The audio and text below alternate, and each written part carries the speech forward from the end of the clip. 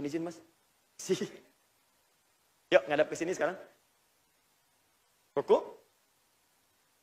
Baik, bangkit. Bebas, yang sering dilakukan. Bacaannya apa? Ya. Tahan. Sami Allahu liman hamidah. Tahan dulu tangannya di atas tadi. Mas Ali, silakan. Di ruku. Ya. Bangkit. Sami Allah. Gimana? Tahan. Lihat sini. Ini ada yang di sini. Ini ada yang di sini. Ya. Ini bagian pertama, tangannya di sini. Bagian kedua, tangannya di sini. Sudah kelihatan bedanya? Baik. Yang ketiga, ada yang lain lagi? Teman-teman, ada yang lain lagi? Ada? Silakan maju ke depan. Gak apa-apa. Tangannya tetap di sini ya. Kalau saya gini kan, baru turun. Ayo mas. Oh, mas Dan silakan. Gak apa-apa. Futsal lupain aja. Sekarang kita sedang sholat. Bismillah, Allahu Akbar. Fadal. Geser sedikit. Apa lah ya. Tangannya jadi berubah. Langsung begini atau ruku dulu? Oh ya. Ya Allah, bismillah. Sami Allah liman hamidah. Bangkit. Tahan. Baik. Ini di sini, ini di sini, ini di sini. Ada yang lain lagi? Ada pernah melihat yang saat bangkit tangannya nggak diangkat? Ada ya? Oh, berarti ada yang keempat ya. Baik, ini saya saja. Dia sudah ruku, bangkit, sami Allah liman hamidah, tangannya di sini. Perhatikan. Ini bagian pertama, yang kedua, yang ketiga, yang keempat. Baik, di antara ini mana yang benar? Sekarang turunkan tangannya sedikit, turunkan lagi, turunkan lagi. Tahan. Yang benar seperti yang dicontohkan Nabi. Itu yang paling benar. Bagaimana menemukan yang dicontohkan Nabi? Kembalikan ke keterangan dari orang-orang yang pernah mencatat dari Nabi. Referensinya pertama di Al-Bukhari. Hadis riwayat Al-Bukhari. Nanti kalau teman-teman ditanya, jadi punya argumentasi. Nomor hadis 757. Ada dua riwayat dengan di 737. Juga di hadis riwayat Muslim. Nomor hadis 397. Yang meriwayatkannya sahabat Nabi, namanya sahabat Abu Hurairah. Ini julukannya, nama aslinya Abdurrahman. Sebelum masuk Islam namanya Abdul Syams. Masuk Islam jadi Abdurrahman bin Sahar. Punya julukan Abu Hurairah, sudah pernah saya sampaikan. Pernah melihat seseorang sedang sholat, kemudian dibimbing oleh Nabi cara sholat yang benar. Orang itu yang dilihat dibimbing itu namanya Khalad bin Rafi Az-Zuraiqi. Namanya Khalad. Di Khalad ini pernah sholat di samping Nabi, diminta diulang sholatnya oleh Nabi sampai 3 kali. Kelihatan oleh Abu Hurairah. Ketika diulang ini, dari awal sampai akhir, sampai ke i'tidal. Ketika ketahuan oleh Abu Hurairah, disampaikan ke orang-orang setelahnya, dicatat oleh Imam Al-Bukhari, dapat di sahihnya nomor hadis 757 dan 737. Di hadis Muslim, nomor hadis 397. Jelas sampai sini? Halo, jelas? Belum saya bacakan hadisnya. Ya? Baik, saya perjelas dulu. Lihat baik-baik. Teruskan. Thumma idza raka'a bima makna, kemudian jika beliau kemudian ruku satu orang sini. Fala yarka hatta tatma'inna raki'an. Maka tidak selesai dulu dari ruku ini sampai keadaannya tenang dalam rukunya. Tumakninah. Jangan bangkit dulu. Izin ya, jangan bangkit dulu. Bahkan jangan langsung berdoa. Jadi ruku dulu dengan baik, sempurna dulu bagian tangannya, kakinya, bagian punggungnya. Setelah merasa tenang, darahnya mengalir enak, keadaannya tenang, baru berdoa. Subhana rabbiyal azim, subhana rabbiyal azim bihamdi. Sehingga kita merasakan kenikmatan dalam doanya. Baru setelah ini, perhatikan baik-baik. Perhatikan baik-baik. Wa rafa'a, kemudian dia bangkit. Awas hati-hati, hatta yastawiya qa'idan, di riwayat yang nomor hadis 737, hatta ta'tadila qa'iman. Kemudian ia bangkit berdiri sampai badannya tegak sempurna. Saya ulang. Kemudian ia bangkit berdiri sampai badannya tegak sempurna. Jadi yang pertama kali disebutkan dalam hadisnya, kalau seseorang ingin bangkit dari ruku, cara pertamanya bangun sampai badan tegak sempurna. Kalimat sempurnanya disebutkan pertama kali dengan qa'iman, artinya berdiri. Jadi kalau masih sanggup berdiri, usahakan berdiri.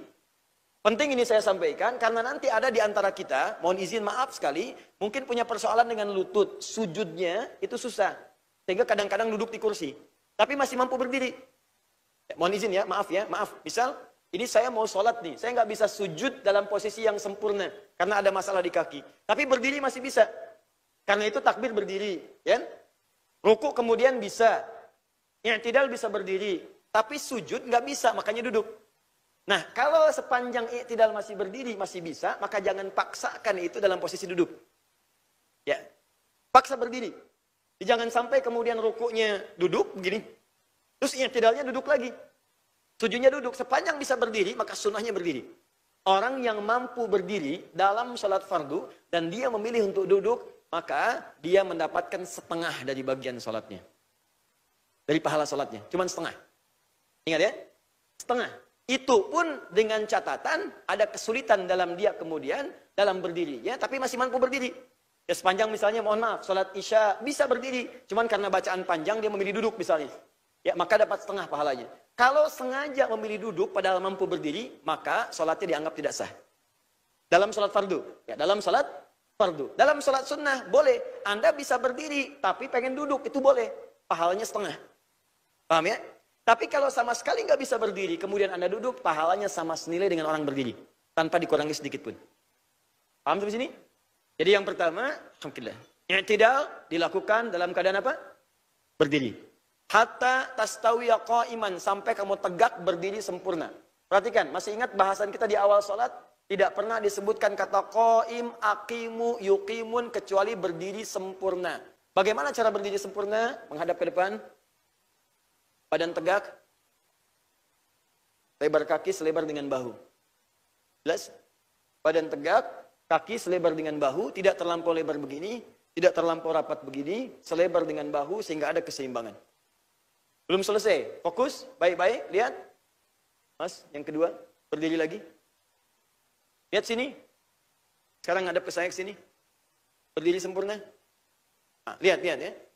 Ini nanti ada kuda-kuda, ada berdiri bagian dalam sholat. Kita akan lihat ya. Ada kuda-kuda berdiri, ada bagian berdiri dalam sholat. Lihat sini. Untuk i'tidal, itu beda dengan berdiri biasa. Kata Nabi, setiap orang sholat dalam i'tidal, kembalikan hadisnya, tambah lagi. Al-Bukhari nomor hadis 828. 828. Hatta ya'uda kullu faqarin makana. Berdirilah dia tegak, tadi sudah. Dan pastikan sebelum dia baca doa dan menggerakkan yang lain, pastikan dalam berdirinya semua tulang-tulang rusuknya, bagian-bagian punggungnya telah menempati tempatnya semula. Sampai kembali tulang-tulang rusuknya kembali ke tempat semulanya. Artinya sampai tegak sempurna, sampai merasa nyaman. Awas, hati-hati. Jadi jangan sampai begini. Maaf ya, maaf. Baru bangkit, sami'allahu liman hamidah. Baru di sini udah sujud. Dan ini belum baca doa. Ingat, belum baca doa. Hadis pertama mengatakan tegak dulu sempurna. Supaya yang tadi saat ruku, di sini kan ada pergerakan. Ada darah yang beredar. Ini belum sempurna. Berpindah dulu gerakannya. Awas, hati-hati. Sempurnakan dulu sampai kembali lagi, rusuk kembali lagi sempurna, darah mengalir lagi. Kalau ini belum sempurna langsung sujud, maka ke dalam kesehatan pun akan berpengaruh. Bukan sehat, tapi bisa sakit. Kata Nabi, sempurnakan. Tegak dulu, sempurna dulu, sampai merasakan kemudian seimbang. Hatta ta'tadila. Kalimat ta'tadila inilah yang disebut dengan i'tidal. Kalimat i'tidal muncul dari bahasa Nabi di Al-Bukhari nomor hadis 828. Ya, dan nomor hadis 737, kata Nabi, hatta ta'tadila qa'iman, sampai kamu i'tidal, sampai sempurna berdirinya, tulang-tulang rusuk kembali seperti semula. Jelas sampai sini? Tahan. Teruskan, tangan. Mas Dun. Wa rafa'a yadaihi hadwa mankibaihi. Kemudian mengangkat telapak tangannya sejajar dengan satu bahunya, cara pertama. Ya, ini masih di Al-Bukhari nomor hadis 757. Tadi yang sejajar dengan bahu ada dua. Satu Mas Ari, kedua kemudian Mas Doni. Mas Ari, ulangi lagi. Sami Allah. Tangan ini sejajar dengan bahu. Lihat sini, ini cara pertama. Ya, bisa agak ke belakang boleh, yang penting sejajar dengan bahu bisa di sini. Fokus baik-baik, lihat. Jemari tangan tidak terlampau rapat begini. Tidak terlampau lebar begini, sewajarnya saja begini. Jelas ya? Fokus, lihat baik-baik, angkat tangannya sampai sejajar dengan bahu. Ini cara yang pertama. Jadi di sini, tadi sama dengan Mas Doni, jadi saya tidak perlu ulangi, sama di sini. Sejajar dengan bahu. Yang kedua, An-Nasai nomor hadis 1101. Perhatikan baik-baik, sejajar dengan kedua telinganya, udhunai hadwa udhunaihi. Mas Dud tadi yang lakukan, Mas Dude. Sejajar dengan daun telinganya. Ya, boleh ini yang jempol, untuk akhwat misalnya, ini menyentuh daun telinga yang paling bawah di sini. Boleh. Tapi begini, mohon izin ya, mohon maaf. Ada yang menyimpulkan Ustaz, untuk akhwat, untuk perempuan, itu yang ini saja yang betul ya. Tidak. Dua-duanya boleh. Boleh di sini, boleh di sini. Cuma dulu, kenapa perempuan dianjurkan yang di sini? Karena dulu hijabnya tidak seperti sekarang. Dulu nggak ada mukena, kadang-kadang ada yang terbatas. Kalau kemudian ditarik sampai di sini, itu terbuka sebagiannya. Karena terbatasnya kain pada saat itu. Makanya dimintakan ke dalam begini, supaya ini tetap mengalir sebelum turunnya ayat hijab. Setelah turunnya ayat hijab, kemudian memanjang, sampai ada yang jilbabnya memanjang, sampai yang ke batas mata kaki. Modelnya kan banyak-banyak. Ada yang seperti abaya dan seterusnya. Ada yang sekarang pakai mukena, maka tidak ada masalah. Mau di sini silahkan, mau di sini silahkan. Tidak ada persoalan. Jelas ya? Jadi di sini boleh sejajar dengan bahu, boleh sejajar dengan daun telinga, bahkan sampai yang jempol menempel ke daun telinga itu boleh.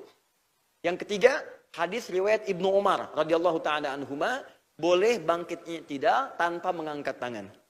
Biasanya ini diterapkan di negeri Maliki. Sekarang Libya, Tunisia, Maroko, Aljazair, itu ketika bangkit kemudian dari rukuknya, sami Allah liman hamidah, tangannya tidak mengangkat.